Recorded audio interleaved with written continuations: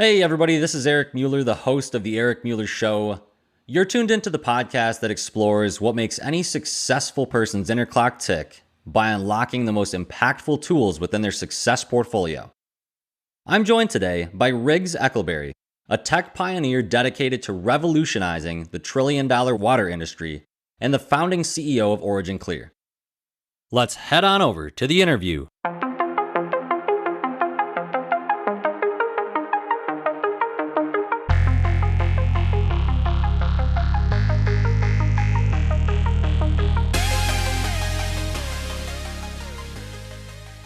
Riggs, welcome to the show. Thank you, Eric. It's a great pleasure. It's a pleasure to have you on. And Riggs, before we dive deep into this entrepreneurial story of yours and really your expertise regarding disruption in the water industry, we want to know what makes up your success portfolio. So if you're new to this show, a quick background on it, a way to view it is to think of an investment portfolio, maybe your 401k or some type of stock portfolio you have. It's that compilation of assets that lays that foundation for financial goals. Well, here on the Eric Mueller Show, I want to discover how successful people like Riggs invest in themselves and really build that foundation for their success. So Riggs, start us off here. What are some skills or traits, habits or mindsets that make up that success portfolio for you? Well, thank you, Eric. The main thing is appetite for risk is key, right? These days, there's so much clutter. There's so, let's say I'm going to start an Amazon business. Well, that's already such a cluttered space that you're going to have to do something really innovative. And the other super important thing is apprenticing, learning to know the space, right? Where I've made mistakes, I believe in making mistakes creatively, fail early, fail often, but know the underlying business you're in. I think that's key. Then you can experiment. If you just go, well, okay, I'm just going to start, messing around, you'll waste a lot of time and energy, and you'll get losses at what you're doing. So that's really the number one thing that over time that I got, which was this knowledge of how markets tick, of how to make change happen. And I must say, it was an incredibly eclectic journey. It made no sense until I got here. Yeah, it's kind of weird how that works sometimes, right? You look back and think, what are the steps that maybe could have happened to diverge you down a different path? But do you believe that you end up kind of where you're meant to be as a whole? I mean, do you kind of believe in somewhat of a destiny per se, that you were always meant to be where you are now, or do you think you have made very deliberate choices that led you to that path? Well, our choices, of course, the judgment really is an instant decision based on the widest possible factors, right? From self to family, corporation on out. And the more embracive it is, the more successful it is. I remember when I was in on the fall of a great company called Quarterdeck back in the day. And one of the technologies they had was the technology that ended up becoming WebEx. And at the time, I was in there as the head of strategic marketing, which was no strategy, so it was really interesting. But anyway, it was I was running strategic marketing, and Subra Iyer, who was he was doing business development there. He says, "Riggs, I've been given the choice of anything I want.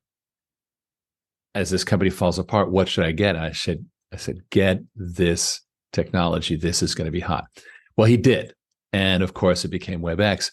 And here's what's ironic is that fast forward about a year, I'm in a consultancy, and I'm helping Subra build his company and so forth. And at the time, it was branded Active Touch. That's a little piece of trivia. I think to this day, the server is called Active Touch. But anyway, and at the same time, I had a brand new baby, and I was super fixated on a secure paycheck, right? Like, okay, got to make sure that I, raise the kid. And so he was like, "Hey, come on up to Sunnyvale. We might do something." And then somebody else said, "Hey, Riggs, we're going to do," and the other guy was just so peremptory. He was like, "Yeah, this is going to happen." And it worked out fine. It I ended up moving to Clearwater, Florida for a year, which is where I'm again now. And then that led to migrating to Boulder for another startup. And I had a lot of fun.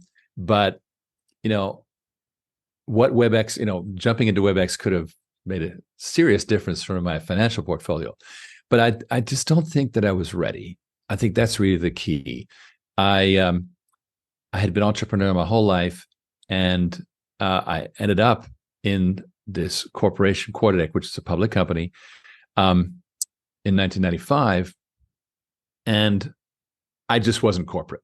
I wasn't corporate, and it took me a solid 10 years to get there. And today I'd be like, yeah, okay, I get it. I know what to do. So I think it's important.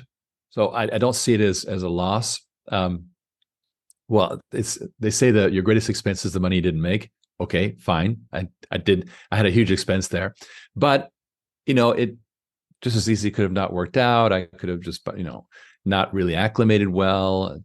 I did not know the corporate game, which has caused a lot of friction inside Quarterdeck. I was definitely the outsider there. So as a result, I think it did work out for the best.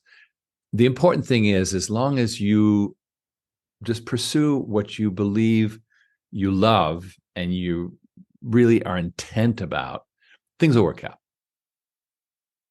Yeah, and I think it also brings me to think really about like what is success, or what do you define that to be? So obviously looking back, had you made a different choice, or maybe had that monetary windfall that could have been looked at as successful and based on a metric, you had X amount of dollars, but maybe that could have led to an additional aspect that would not lead to happiness or success for you. So it could be a little bit difficult looking back on your life. And those of you listening, I mean, I'm sure you can think of moments where you could think, oh, had I done this, I wish I would have done that.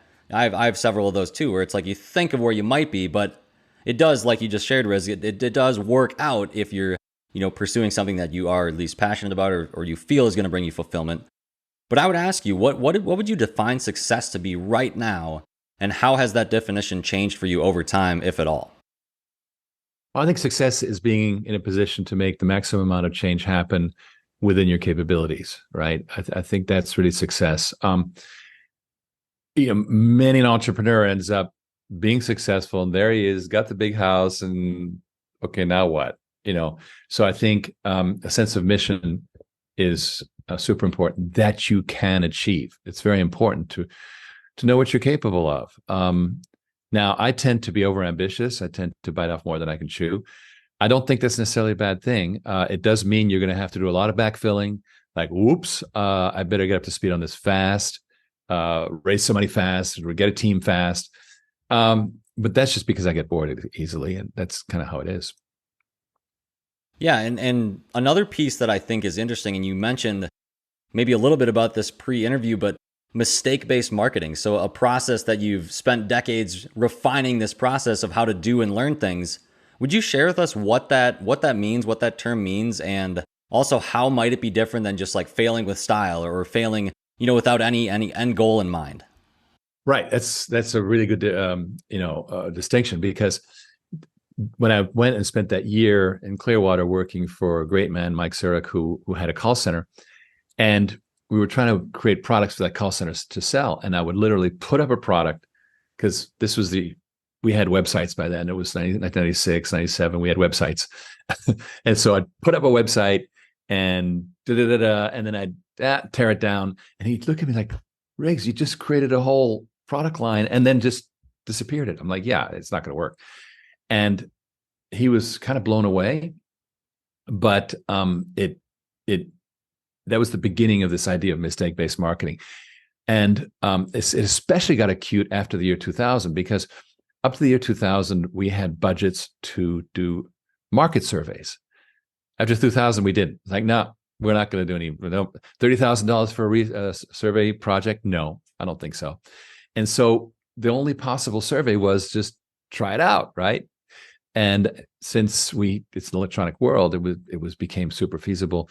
So now, where I refined it was, for example, later on, I was brought in to help yellowpages.com eventually get an exit. And I had to reinvent how they were selling. Well, what I realized after I was there for a while was the people on the floor were very good salespeople, but they didn't have product. And so again, okay, fine, let's come up with new products, skyscraper ads and this and that, boom, boom, boom, boom, boom. And now they had things to sell, and that things took off. Then I did a project where I went, okay, every one of these merchants in Yellow Pages, they need a website. And that was back then. This is now 2002, and they don't have, most of them still didn't have a website, e-commerce site. So why don't we have a little Java mini site? When you look at a merchant, boop, a little mini website pops up, and you can transact with them. You can call them. You can do this other thing. And we developed it into a thing. And right then, and that was part of what got us sold to the Bell South Consortium that bought yellowpages.com. Well, it never happened, because this is the thing about mergers and acquisitions. They're highly destructive. The people who are buying you, they generally don't care about what you got, unless it's revenue or customer base. The rest, technology, whatever. And so I clearly remember presenting this really cool prototype of a mini website for yellowpages.com to an audience that was like, yeah, whatever. We just want the listings. It's called Yellow Pages. We just want an electronic version of the Yellow Book. That's it. They wanted to keep it simple. And that's the other big factor, is selling your vision is ultra critical. When I was still at Quarterdeck, we had a wonderful product called Web Compass. And Web Compass was a meta search tool. It could search every search engine. And back then we had a number of them. It was not as consolidated as it is today, but so it would crawl every single search engine in real time and return these super natural language results. It was amazing. And I was like, and it was being sold for $120 a piece by a call center.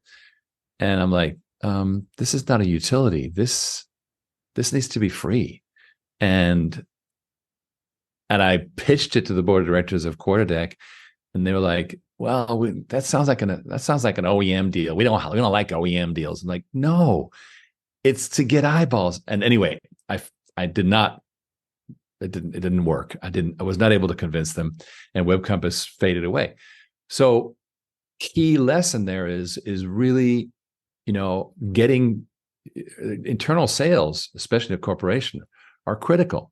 Now, there is a factor that is inevitable in corporations that have existing product lines, which Clayton Christensen wrote about in a book called The Innovator's Dilemma. Wonderful book, where he says, look, and he tracks, one of the industries he tracked was the disk drive industry, which went from 28-inch platters, 14-inch, 7-inch, 3.5-inch, all the way down to a little chip.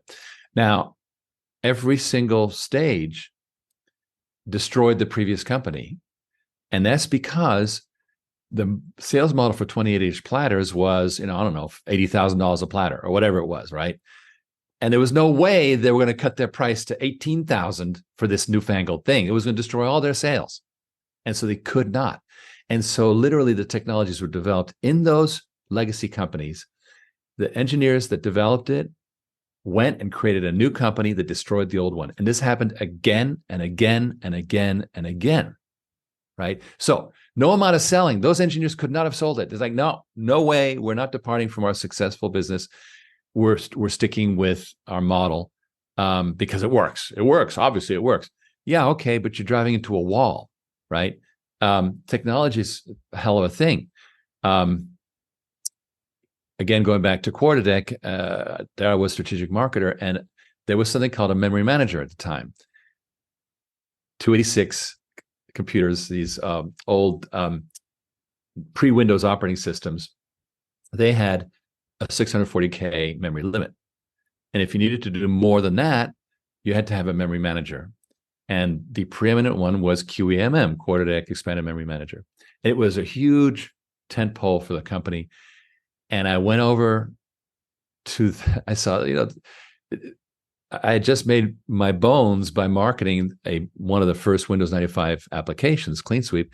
And now I'm in strategic marketing. I walk over to the head of sales and I say, dude, QEMM is falling off a cliff. You realize that, right? Because it's the world is moving over to Windows 95. Just so you know, it's a 32-bit operating system. That memory issue goes away. He was like, I don't think so. Again, you've got to predict trends. Now, what's wild is even though these things become obsolete and they hit the wall, they still have a life. A good friend of mine has a product called Disk Keeper, which defragments disks. Well, it still sells to this day, even though it's become more and more obsolete. Why?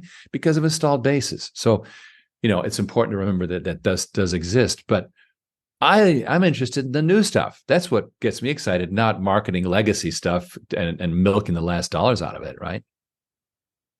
Yeah, and that kind of leads into what maybe you're doing now at OriginClear. So it sounds like, I mean, you've shared, some of your experience and the background you've had, which is also, a pretty varied career, which I would assume makes you feel, pretty qualified to be a CEO of a company such as OriginClear, which you also helped found the company that became what it is now. What really is the vision behind OriginClear, and how is it, trying to disrupt the water industry, which honestly, I don't know a ton about the inner workings of the water industry. So maybe even shed some light on really how it works. And it sounds like an industry that maybe is a little bit adverse to change. Yes, and I'll get into that. But speaking to your thing about background, the problem with there's a shortage of CEOs. There was during the .com era, I think there was 180 open CEO recs in Silicon Valley at any given moment. It was tremendous.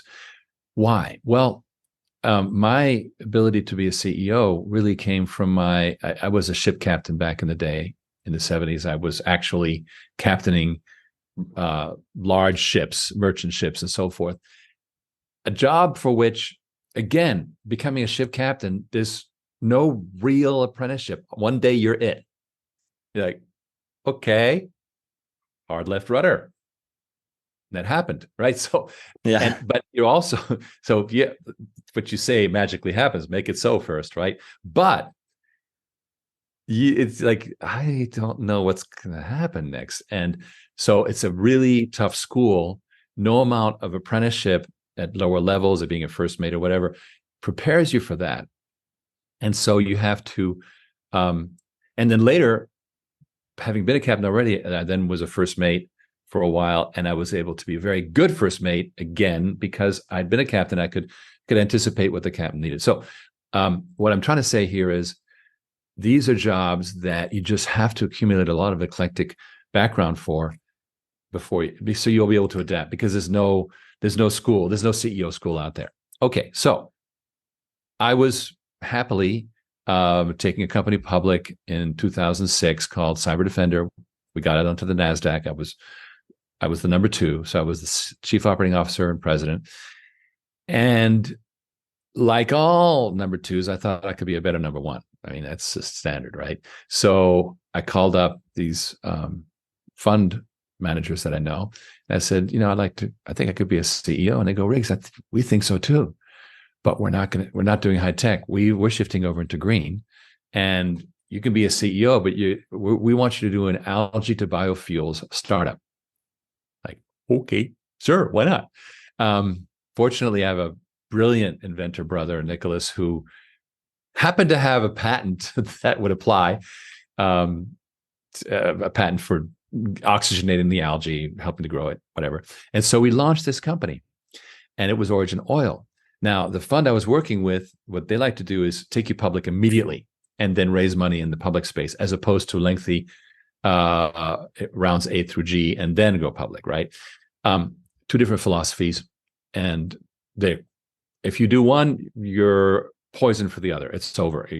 Like from day one, when I went public, VCs didn't want to talk to me. And it was probably a good thing, because VCs try to control you with that monthly meeting, and I'm not good about that. But anyway, So we started this thing, and it was so much fun pushing this algae to biofuels idea. But that unfortunately hit a wall in 2014 when fracking really took over the market, and the price of oil crashed so low that we were multiples too expensive to compete with fossil fuels. Algae became, as I like to say, a science experiment. At that point, we're like, okay, failure is not an option. we're not going to just shut down. And I don't want to become an algae supplement company. So what do we do? And the tech we had at the time for algae extraction could be adapted to sewage extraction. So we went blithely into the water industry. Well, in algae, I had been a media darling. Stuart Varney had called me Algae Man. I'll call you Algae Man. I was on CNBC. I was on all these major networks because it was who knew, like, whoa, that's interesting. It was one of those unusual things. Water, whatever, right? And because people in fact, one of my fund managers said, I don't get it, Riggs. I flush the toilet, the water goes away. I turn on the faucet, the water comes in. What's the big deal? But it's all falling apart. And that's the fact, is that I became quickly aware that our water infrastructure is very sick. It's in deep trouble.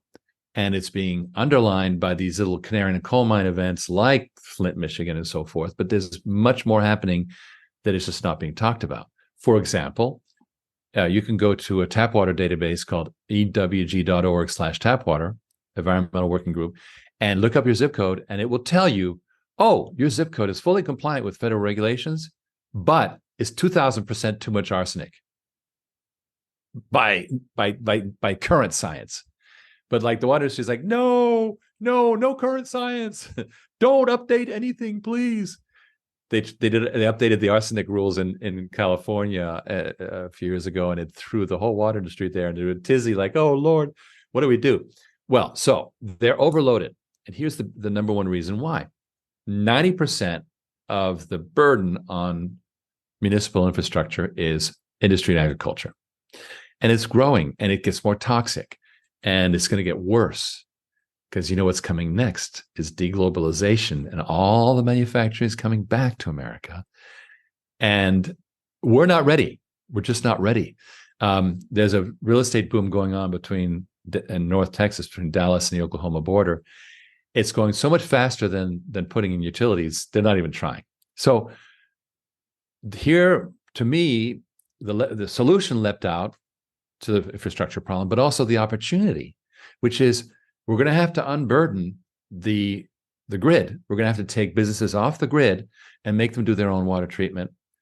And it's called decentralized water. It's going to relieve the central grid because they're not getting the money anyway. And who's going to build a big sewage plant here in Pinellas County where it's already overbuilt? So not going to happen. So just relieve the burden. Make the industry and agriculture players do their own water treatment. And Bob's your uncle. Now, what's interesting is they like it. That's what I learned, and that's what's propelling the boom of our company today, which is they initially are forced to, we get, let's say a brewery is being forced to truck half its water to another county because the local utility won't take it.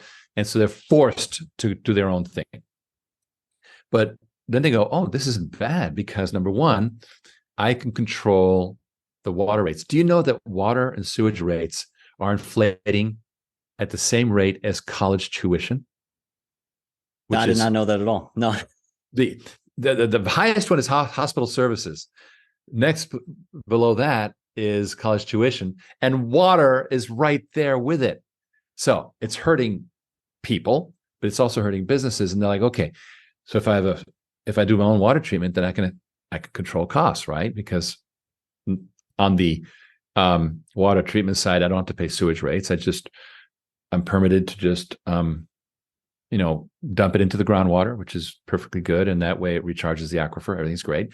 And on the incoming water, since I'm able to recycle, I'm paying less incoming water fees as well for the potable water. And thirdly, there's less regulatory noise from the city. I'm on my own. It's great. So those three reasons are big drivers. And that's propelling that finally a change is starting to happen. Water companies generally grow at only 10, 15% a year. We're growing 2x, 3x per year. We're doubling and tripling per year because of this wave. And large companies like PepsiCo has committed to 80% recycling of their water. Well, you can only recycle if you do it your own treatment. If you send it to the city, it's never coming back. So that's the breakthrough. And then we had that breakthrough coming into the COVID, and then COVID hit. And at the time, this is February 2020, we saw the first crash of the price of crude, and we're like, oh, there's a problem. Wuhan closed for a month. We got a problem. And this is before the lockdowns. This is before the CARES Act, all this stuff. And we're like, there's going to be a real problem, and people are going to run out of money. And so we came up with the idea of water as a service. Like, we'll install that system in your business. We'll continue to own that piece of equipment. We'll maintain it, and you just pay by the gallon. And that became water on demand. That was the last piece. So that's today what we have is decentralized water with these compact systems called modular water systems, combined with the capital solutions. So it kind of works like GM and GM Financial. And because we operate more in the mid-band, $500,000 to $2 million systems, they have to be standardized like hotcakes. They can't be this, we'll take 2 years to install your system BS that goes on, which means that we have a scalable business and we can ramp it up. So that's the exciting moment we're in right now. And we're starting to move the needle. Yeah, that's very very niche, I would say, as far as a business model goes. I don't know if you thought, if you could, go back in time, did you think you'd be working in something like this specific? At least I think it's very niche in terms of, it's something like you mentioned earlier, you just turn the faucet on, the water comes on. Like I don't think about it really probably on a day-to-day basis. It's something I almost just take for granted, the ability that you have, water that just works. And I'm actually a little nervous to look up my zip code on there. I not that I would think it has anything weird about it, but I live in downtown Rochester, Minnesota. I'm hopeful that we're pretty good. We're right next to Mayo Clinic. We're treating people for a variety of health conditions. Hopefully we're doing a pretty good job. But yeah, Riggs, I think another aspect that got me thinking about it is your company is public, right? So you could invest in the company's stock. But are Americans able to invest in water projects like this, or are they able to, can they invest directly in, a type of water project? Is that possible? Sure. Well, OriginClear has been a small public company for 14 years now, and it's listed. You can invest in it. Great. But in addition, what you can do is you can become an investor in these bundles of water projects that we put together to make, because if I make it free for the brewery owner, well, who pays for the machine, right? So what we did was we decided to emulate the oil well master limited partnership model, which regular investors can get. Each of these MLPs, is about 60 of them, $300 billion market. It's not niche once it grows. They can invest directly in that, and each one of those MLPs is a basket of properties, pipelines, gas, oil, nicely diversified, and they get royalties. And that's a really good model. So we decided to emulate that. And so water on demand is that, and you can invest in what we call water like an oil well, and you'll be. And what's great about it is, in addition to getting stock, because we do that, stock in the public company, but in addition, you have royalties and a lien capability on the equipment to enforce your royalty, which makes it asset backed. So that's a really interesting model. People like it a lot. It's interesting because early stage booms always start at a level that is like, I remember in 1993, there were these weird internet utilities. It was nothing much. It was kind of like, I think one had a name of an animal. I mean, it was like these weird things. It was not until Mark Andreessen's browser came along that it just kind of like blew up. Well, so it's very deceiving. You think that this is nothing, but that's precisely when you want to look at it. It's not too early. 10 years ago, it would have been too early. But now it's starting to ramp. Back in May, there was a first unicorn in a long time in the water industry. And they are doing this decentralized water treatment for large companies. They have Merck, they have all, the big food and beverage companies and so forth. They're very prestigious. They manage, they have fund money behind them. That's great. We're the and the problem. It's a good business. There's only so many of those, right? But there's many more of the middle class of water treatment, which is where we like to be. So that's an indication that water tech is taking off. Now, the decentralization thing is interesting because anytime you have something goes from centralized to decentralized, you have a huge boom in the economy of that thing. For example, AT&T broke up, and it resulted in all the baby bells and MCI and VoIP and eventually the internet, all of it. And it all came out of this one just dislocation that occurred. When it's all monopolized and centralized, it doesn't move. It doesn't develop. People like you and me don't get involved because it's a dull job, right? It's like, oh, I'm going to go work for AT&T for 30 years, right? It's not to denigrate AT&T. They delivered very good tech, but the monopoly concept was bad, just as a monopoly concept is bad for water. Here's why.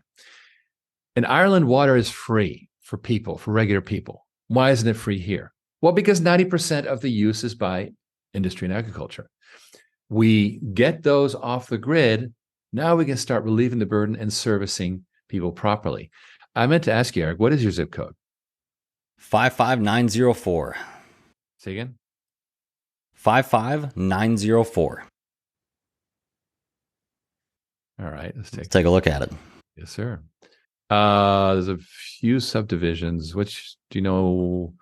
Briarwood, Byron, Chester Heights. There's a bunch. Wow. Rochester. I'll take there. Rochester. It is. Yep, Rochester right there. Yep. All right. So what I have 9 contaminants detected, 20 total, but 9 exceed EWG health guidelines. So what are they? Well, you got bromodichloromethane, which is 12 times the now the utility, of course, is compliant, 0.725 parts per billion, but EWG has determined is 0.06 parts per billion. So that's 12 times. Haloacetic acid, 28 times. Another one is 94 times. So they exceed guidelines, right? Now, there's only 9 out of, there's 20 others that are fine, toluene, fluoride, dioxane, they're good, right? But that's the problem that we have. So these utilities will be able to focus on this more because they'll be servicing the regular people. They'll be unburdened, and water rates don't have to keep skyrocketing. There's a serious default rate by people not paying their water bills and being cut off. And now you got to go get your water in a bottle. It gets even worse, right? So this is, to me, a social justice thing. We've got to get industry off this central grid so it goes back to servicing the people. Yeah, and you mentioned decentralization versus centralization. So that got me thinking, in terms of maybe the blockchain or crypto and different ways that, in the finance space and the asset-backed space, how we're kind of seeing that more and more and more. And you are actually you're pioneering some water stable coins, are you not? In terms of being able to have an asset that is backed by water. Is that something that you're currently working on? Yes. Well, in 2018, when things were kind of wild and crazy, I pioneered something called Water Chain, which was a blockchain solution. The problem that we ran into was a very simple one, is that there's no standardized price for water. It varies widely depending on jurisdiction. So how do you get a market? And it wasn't until we developed Water on Demand, where every single gallon is paid for on these operating contracts. You start multiplying those, and then you clone Water on Demand to different regions. So you have a Water on Demand. We wouldn't do it, but we'd have a finance partner in Singapore, for example, do it for Singapore, et cetera, Singapore, Malaysia. And you start multiplying these Water on Demands, and now they're all equivalent because people are paying in the local currency roughly the same amount of money per gallon that they would elsewhere, because it's the same base cost. It's no longer based on the scarcity of the resource, which is why Colorado River water, varies by 10,000% depending where you get it from or whose rights you have. That goes away, and you get a pretty level playing field. And the reason why there's no international water market or even a national one is because of that problem. If I have a water problem in Northern California, I can't buy options on Singapore water. I can't do it. I can't hedge my risk. But under this new model, we can. So that's where we're moving towards. What I felt was important to do was like, let's get our basic business going. Let's proliferate that, because the blockchain can't operate in a vacuum. It's like, well, what are you blockchaining? Well, I have a cool concept and everybody should like join it, and we'll go to the moon, and everybody gets screwed by like Sam Bankman-Fried did. No, this is not. The new model is to create something that has solid backing, is asset based. For example, we can take these dividend payments and tokenize them. That's a great idea. But for now, ACH is just fine. So what I'm doing is like, and here's a final issue with tokens, is that the SEC doesn't like them. And I'm regularly going to the SEC to get registered for various offerings. And the last thing I need is them to go, what's this token you got? And are you marketing a security? And I was like, you know what? We're just going to hold off for now. And there'll be plenty of time. So I think there's a future in water stablecoins. But as I say, job one is to establish the base business. Yeah, I think that's right. And it's probably a smart play to be nice with the SEC as of right now with all the touch points you have with them. But Riggs, yeah, I mean, this is all very interesting. I think that a lot of people listening probably are thinking like I am, in terms of you're clearly like disrupting something that is, has been stagnant or has been steady for a period of time. And that's exciting for someone hearing that as either an entrepreneur or someone that's aspiring to maybe start a company of their own.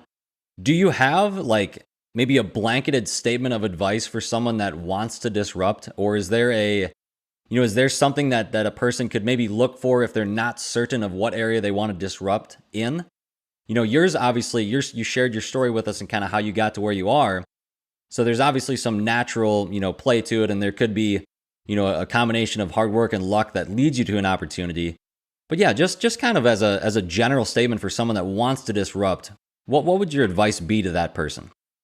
Well, I think where I've given myself a hard time with disruption is where I've gone in to a space without a thorough, infiltrated knowledge of it. I remember in the early 80s, I started a business in New York City selling business computers, first generation business computers.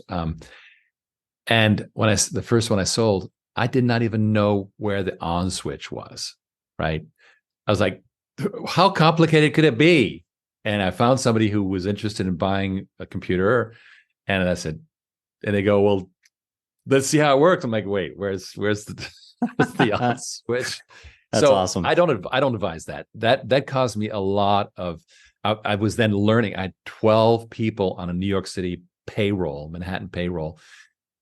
It was royally painful. So I learned on the job, but it proved to be actually one of my toughest learning experiences. I literally gave up on that business and handed it over to a guy who did a great job with it. But that was a learning experience. Like, okay, get some familiarity. You got to have that. And that's the number one thing. Now, having done that does not mean you have to take a 20-year job with a Fortune 500 corporation. Just get to know it. Try to apprentice in some way, get up to speed, and try things in a microcosm as a side gig or whatever, and then jump into it. At that point, I advise just go for it and do the rest of the learning in the pool. Yeah, and would you say that was a example of the mistake-based marketing initially, like kind of that learning from that failure, so to speak, before, you developed, your skill set to be able to get to the next step? I mean, if you didn't know where the on switch was that time, that certainly wasn't going to be probably a mistake that you were going to make again in the future. You were going to have done your research, right? Is that kind of mistake-based marketing is just consciously trying things out in the market, and presumably you know what the heck you're doing. Right. Back then, let me tell you, the reason why I gave up on that business was, again, because of a lack of really being in the business deeply. Because what I didn't realize was I was creating first-time business users of computers, and it was incredibly tough, hard work, etc. not really profitable. But what I didn't realize is there was a life cycle of supporting these people for 20 years that is incredibly rich. And that's what my buddy Juan, he took this over, and he made it that business. To this day, he has clients that we opened together in the 80s in New York City. That's an incredible amount of annuity, and that's what I didn't fully realize. So that's why it's so important to have really good, really embed yourself in the industry. I think it's super important. Yeah, and building that skill set, and probably finding out at the same time what is igniting you, what is fulfilling you or fueling your passion, so to speak, to want to work more on those things. So obviously entrepreneurship has been a big piece of that for you for the extended period of time, and leadership as well. And you mentioned pre-interview that you're getting ready to even start your own podcast. So that's extremely exciting, and wish you the best of luck on that. And Riggs, as we kind of close down, just one last question for you. Is there a myth about entrepreneurship that you want to debunk on the podcast today? Something that maybe is widely believed to be true, but you have found out this is not the case, and you want to make sure that people do not fall victim to that false belief? Well, I think the biggest myth out there and it prevents people in corporate America from making the jump, even if they're frustrated, and that is that it's the uncertainty, right? I was listening to an interview of Matt Taibbi on Joe Rogan, and he said, "I'm being paid many times what I was paid at Rolling Stone, many times," because he's on Substack, and it's got this great Substack. Did a great disruption of the publishing space. And so he's doing really, really well. So it is not impossible. I have a nephew who he cracked the code on Amazon selling. He's freaking brilliant. It's not something I would do because it's not what I am, but he did it. And this stuff is doable.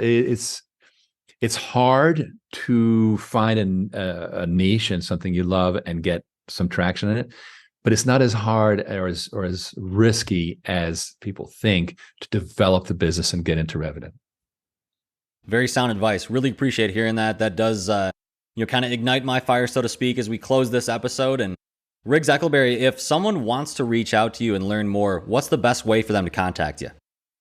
Well, they should sign up for the CEO briefing that I do every Thursday. So go to originclear.com.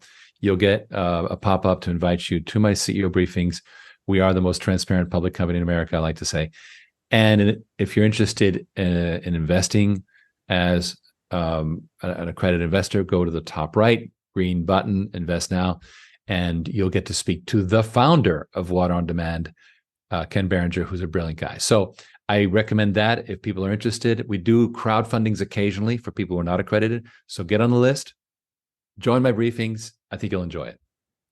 That sounds perfect. We'll have that all tagged in the show notes. And it just dawned on me how appropriate the name of the company is, OriginClear. You're dealing with water. You're also extremely transparent, and water is transparent. So it's all coming together here at the end, Riggs. So again, can't thank you enough for being a guest on the podcast today. We'll look forward to keeping up with you in the future, and best of luck with everything, sir. Eric, it was a lot of fun. I really appreciate it, and keep up the good work, okay? Thank you, sir. You too.